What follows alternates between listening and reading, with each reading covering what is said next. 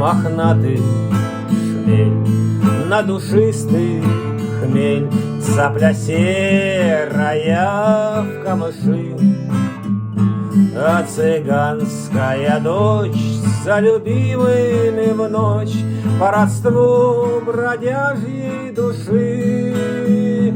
Так вперед за цыганской звездой кочевой на закат, где дрожат паруса, и глаза глядят с бесприютной тоской в багровеющие небеса.